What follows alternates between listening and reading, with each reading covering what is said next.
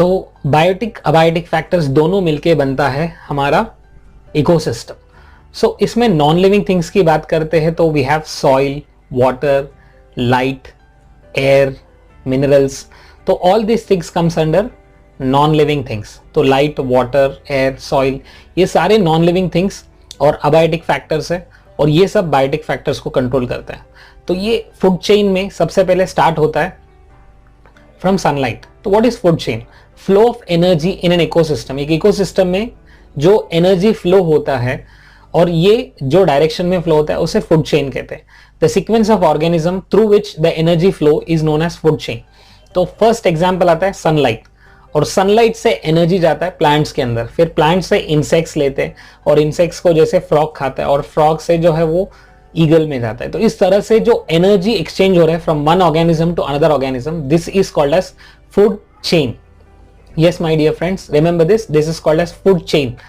और ये जो फूड चेन है इसमें एक ऑर्गेनिज्म दूसरे ऑर्गेनिज्म के ऊपर डिपेंड रहता है और एक एनिमल दूसरे एनिमल के ऊपर डिपेंड रहता है। नाउ बात करते हैं ये जो फिजिकल, केमिकल और बायोलॉजिकल फैक्टर्स है, ये पूरे डिसाइड करते हैं हमारे इकोसिस्टम को। Physical, chemical and biological factors affecting the living organisms in any possible way is called as an environment.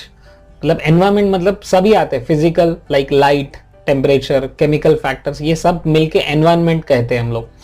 तो इसमें दो तरह के एनवायरनमेंट है, नेचुरल एनवायरनमेंट जिसके अंदर air, atmosphere, water, living organism सब आते हैं नेचुरल, और दूसरा होता है आर्टिफिशियल। तो एक नेचुरल एनवायरनमेंट मतलब जहां पर फॉरेस्ट आप देख सकते हो, that comes into existence by its own, by its nature, without interference of human beings, और विदाउट ह्यूमन बींग्स के इन्वॉल्वमेंट की वजह से जो आ रहा है that is called as natural environment. And second आता है आर्टिफिशियल एनवायरनमेंट, जिसमें आता है हमारा man made environment which is modified by human activities.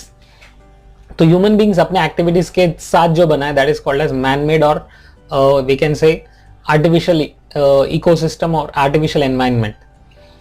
अब मोस्ट इंपॉर्टेंट टॉपिक आता है, ये नेचुरल और आर्टिफिशियल दोनों के अंदर एक एनवायरमेंटल बैलेंस होना बहुत जरूरी है। एनवायरमेंटल बैलेंस कैसे होता है? अभी देखो बहुत सारे फूड चेन्स अवेलेबल है, बहुत सारे फूड चेन्स इस इकोसिस्टम को, एनवायरमेंटल बैलेंस को मेंटेन कर रहे हैं। अगर कोई भी एनिमल, अगर एक एनिमल अगर नहीं रहेगा तो ऑटोमेटिकली दूसरे एनिमल का नंबर बढ़ जाता है। फॉर एग्जाम्पल, अगर इंसेक्ट्स कम हो गए तो फ्रॉग का पॉपुलेशन इफेक्ट होगा, अगर फ्रॉग का पॉपुलेशन इफेक्ट होगा तो स्नेक का पॉपुलेशन इफेक्ट होगा। तो इस तरह से हर एक एनिमल इंपॉर्टेंट है इकोसिस्टम को मेंटेन करने के लिए। And it is also maintain through continuous operations, like बहुत सारे साइकिल्स चलते रहते हैं, oxygen cycle, nitrogen cycle, carbon cycle, बहुत सारे साइकिल्स की वजह से, ये वाटर साइकिल की वजह से, ये सारे साइकिल्स की वजह से एनवायरनमेंट अपने आप को बैलेंस कर रहे हैं। इफ यू सी बायोस्फीयर, जितने भी लिविंग ऑर्गेनिज्म है इस बायोस्फीयर में आता है। तो इसमें we have carbon cycle, we have nitrogen cycle, we have phosphorus cycle, we have water cycle and we have oxygen cycle. ये सारे साइकिल्स अपने आप को मेंटेन कर रहे हैं सो दैट वो कार्बन कभी लिविंग में रहता है, फिर कभी नॉन लिविंग में आता है, कभी ऑक्सीजन लिविंग में रहता है, कभी नॉन लिविंग में। तो इस तरह से बैलेंस होके ये यूनिवर्स में जो अमाउंट है उसको मेंटेन करते हुए इकोलॉजिकल को बैलेंस कर रहा है। तो बेसिकली आज इसको डिस्टर्ब करने वाला है ह्यूमन बींग्स, और ह्यूमन बींग्स आज जो क्रिएट कर रहे हैं पोल्यूशन, इसके वजह से सबसे ज्यादा डैमेज हो रहा है एनवायरमेंट को। तो environmental pollution is one of the main environmental problems that earth is facing today, और ये सब नेचुरल फैक्टर से भी हो रहा है और आर्टिफिशियल फैक्टर से भी हो रहा है। तो कुछ डायरेक्ट और इनडायरेक्ट चेंजेस आ रहा है फिजिकल, केमिकल और बायोलॉजिकल कॉम्पोजिशन में, एयर के अंदर, वाटर के अंदर, सॉइल के अंदर। तो इसके वजह से आज जो पोल्यूशन क्रिएट हो रहा है उस पोल्यूशन को कंट्रोल करना है तो हमें एनवायरमेंटल मैनेजमेंट करना सबसे ज्यादा जरूरी है। अब एनवायरमेंटल कंजर्वेशन मीन्स बचाना, ये कैसा होता है? It is defined as anything we do to protect our environment, to protect our planet and conserve its natural resources so that every living thing can have improved quality of life. We are talking about quality of life. आज अगर देखा जाता है pollution के वजह से, soil pollution, water pollution, environmental pollution, air pollution, तो quality of life जो है बहुत डिग्रेड हो गया।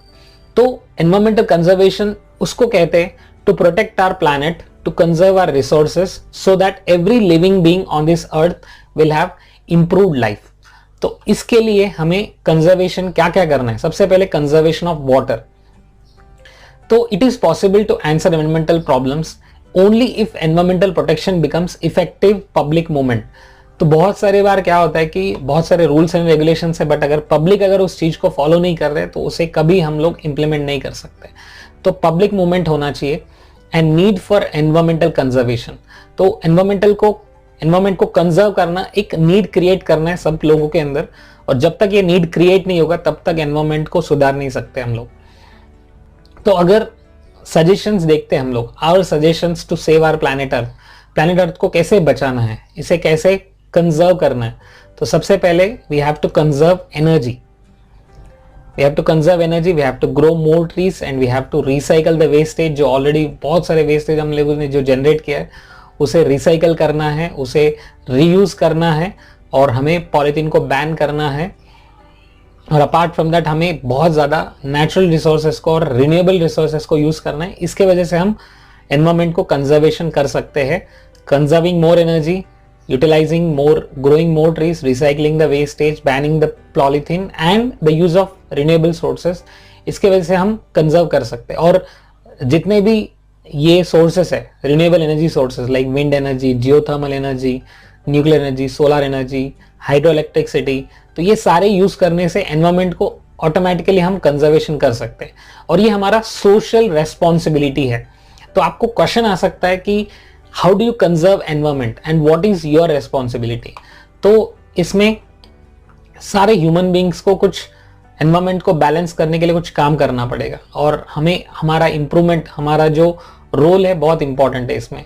Only human beings can save this earth by changing ourselves. तो let us plant more trees, we need to stop global warming. तो हमें अर्थ को बचाने के लिए हमें क्या क्या करना है, तो सबसे पहले रिड्यूस, रिसाइकल, रीयूज, ये तीनों चीज को याद रखना है। Reduce the amount of wastage, जो हम वेस्टेज को प्रोड्यूस कर रहे हैं उसे रिड्यूस करना है। ये बहुत इंपॉर्टेंट क्वेश्चन है 10th स्टैंडर्ड बोर्ड एग्जाम्स के लिए। आपको क्वेश्चन पूछा जाएगा कि how do you conserve the environment. तो पहला आपका आंसर यही रहेगा कि the first is reduce the use of amount of wastage and recycle items into new products through manufacturing process. Recycle करते रहो और रीयूज करते रहो products in a different way में रीयूज करते रहो, and this is how we can conserve the environment. And what is biodiversity. अगर biodiversity की बात करते हैं तो बहुत सारे various variety of living organism आज इस एनवायरमेंट में अवेलेबल है। तो स्टार्टिंग फ्रॉम बहुत सारे प्लांट्स है, बहुत सारे एनिमल्स है, तो इतने सारे वेराइटी जो है, the richness of living organisms in nature due to presence of variety of organisms and variety of ecosystems and various genetic variations. अगर आप देखा जाता है तो सबसे पहले बायोडाइवर्सिटी जो है 3 डिफरेंट लेवल्स में होता है। तो पहला लेवल है हमारा इकोसिस्टम डाइवर्सिटी। आपको जो माउंटेन्स के ऊपर जो एनिमल्स रहते हैं वो अलग रहते हैं, और जो पानी में रहते हैं वो अलग रहते हैं, तो that is ecosystem level. Second is species diversity. तो एक ही इकोसिस्टम में बहुत सारे स्पीशीज होते हैं, जैसे आप फॉरेस्ट में देखते हैं तो स्क्विरल, टाइगर, लायन, तो इसको कहते हैं स्पीसीज डाइवर्सिटी। और लास्ट होता है जेनेटिक डाइवर्सिटी, जिसमें जीन्स अलग अलग होते हैं। द बेस्ट एग्जाम्पल इज बहुत सारे आपको डॉग्स दिखेंगे, सब में जेनेटिक डाइवर्सिटी अवेलेबल है।